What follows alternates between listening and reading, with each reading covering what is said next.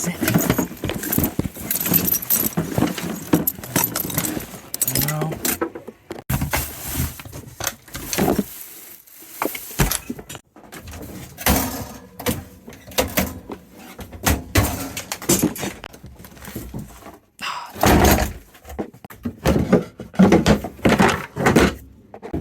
Oh, that's right. Hello and welcome to the video.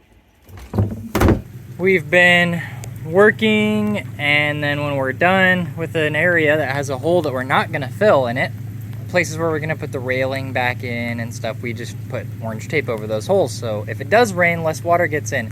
We just pulled up a bunch of tape to work a pretty big area though, and then it started raining.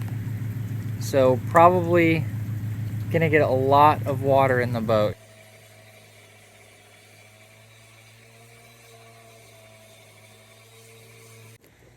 The rain really rinsed off the boat. Now it's easy to see where I've used the grinder to get up all that old gel coat all the way back to there. It's looking pretty good and fresh, isn't it? I found all of this stuff in the rear cockpit locker here that we hadn't really looked through yet. I don't even know what a lot of this is. This? I have no clue what these are. We've had the boat for almost exactly a month. We've been working on it for a month. How do you feel about the progress that we've made so far? I feel good and bad about it at the same time. I feel good about what we've done as far as getting the deck redone. I was hoping that would not take as long as it has. So do you think that we will make our goal of having the boat done in December, ready to sail? I think we could still make our goal. Yeah. Especially considering that this portion of the boat has taken longer than expected, but it was a much bigger task than we expected.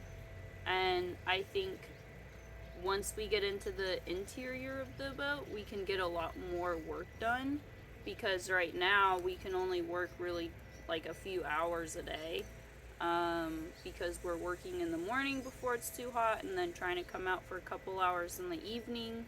So I think the pace of what we get done will really pick up once we're done with the outside of the boat. What would you say your feelings are towards the boat? Oh, Are you they're excited positive. about it? Yeah, Positive? I'm super excited. Okay. I good. love it. I'm super excited for it to have a whole new life, you know. It was kind of falling apart, as you've seen, so I'm excited to have it like looking fresh again, ready to go out on the water again, and yeah.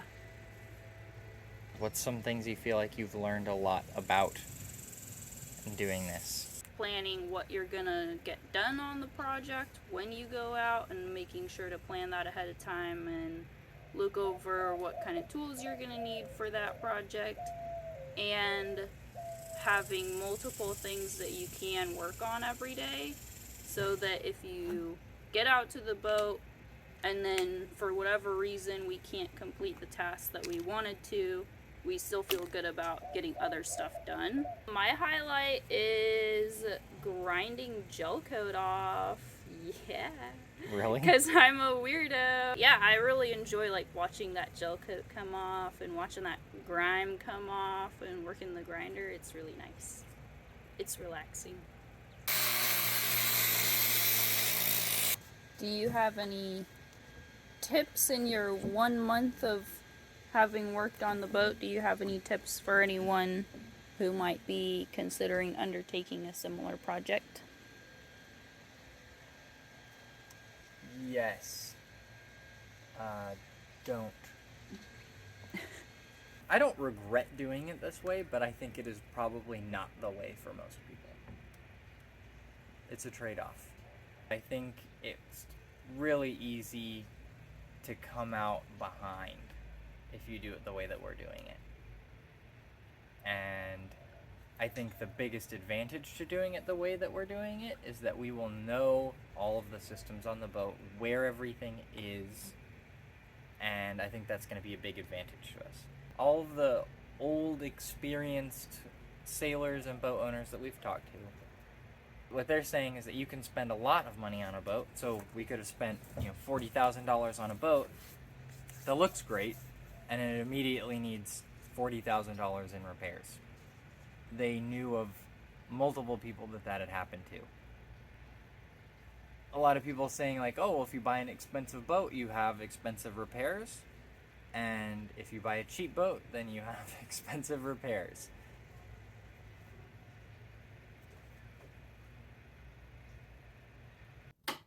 Wake up. Eat breakfast. Get to the boat. Ta-da! Work on the boat.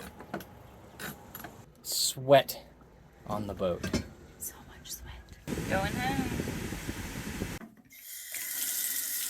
Eat lunch. Working on my day job. Now my brain and my body are tired. Fix the car. Come back to the boat. Work on the boat more. Eat dinner. Two things on the boat. Not broken, but I know I have to fix them. Most boats right here, your anchor will sit nice and secure right there. Come back here, and the anchor rope and chain go down here through this hole, and most boats have a hatch right here you could like open, and the anchor chain would be there, and then it would have a drain from there off the side of the boat. So you can pull in your anchor, and when it's all muddy and gross, you can just hose it off, and it drains off the boat. But in this boat, it goes down into this little cabinet at the head of the bed. So any moisture and smelly mud and little crabs and isopods that come up on the anchor chain are all gonna just be in that little cabinet at the head of your bed. There's no drain or anything. The second thing on the boat that isn't broken that I don't want to fix, but I'm going to, is this big hoop here that's supporting the solar panels. I think the solar panels are going to be really heavy and hard to get down. I think this big hoop is going to be really heavy and hard to get down. It's plywood with fiberglass over it with a big piece of steel pipe inside for structure. And as you can see, it's rotted out the bottom. And we're getting rust streaks out there from that pipe resting inside. It's not stainless or anything. And the whole thing is starting to sag a little bit. So we're going to have to take that off. It's going to be a huge quality of life improvement, because it makes it super hard to get in and out and around the cockpit to have that there. So we're gonna replace it with some stainless tubing like the rest of the bimini is supported with. That's gonna be a pretty big project. And like I said, it's hard because it doesn't feel like it's really a broken thing that has to be fixed, but I know I'll be so much happier on a boat that doesn't have that. Term that we've coined is DPM, which is drips per minute, and that's how many drips come out of my beard in a minute while I'm working. It's how we measure how humid and hot it is. Still out here pulling screws.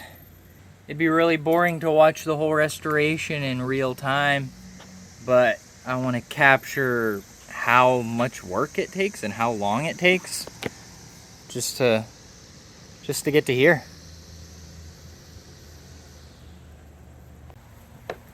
My goal was to have this boat done and sailing before I turn 30, which is coming up.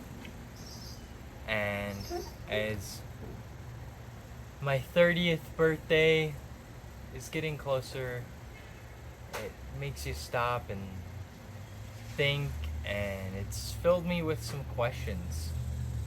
Questions like, what is that pipe? Why did somebody try to cut it? Is this piece about to break off? How much is that gonna be to replace? Whoo boy, what did we get ourselves into now? What is that even for? Anyway, so we can figure out the answer to those questions together.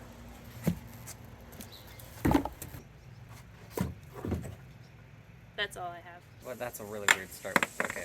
Blah. I just want to look at them doing Did you get a picture? Oh, I was filming, sorry. I've whacked my head so many times today. Man, I could never be famous. That was a long pause. We'll just close that up. I'm just so goofy making videos. It's so funny and cringy. You know? I feel like Hot Rod making his little home stunt videos. Hot Rod. Hey, Hot Rod saved enough money to, like, get his dad surgery that saved his life, so, you know, I wouldn't ditch on his tactics too hard. Hey guys, thank you so much for watching. I just need to take one more moment of your time to request your help on behalf of my childhood best friend, Katie. For the past few years, she has shared equal custody of her child with her ex-husband. However, he has kept their child from her for over a month now. And with backup from his lawyer, he is attempting to take full custody, not allowing their child to be seen by my friend Katie at all. Without the help of a lawyer, she will not be able to go against this. If you could please help her afford one by supporting her business or by giving to her directly, that would be greatly appreciated. All the links are down below. Thank you for watching. Till next time, bye.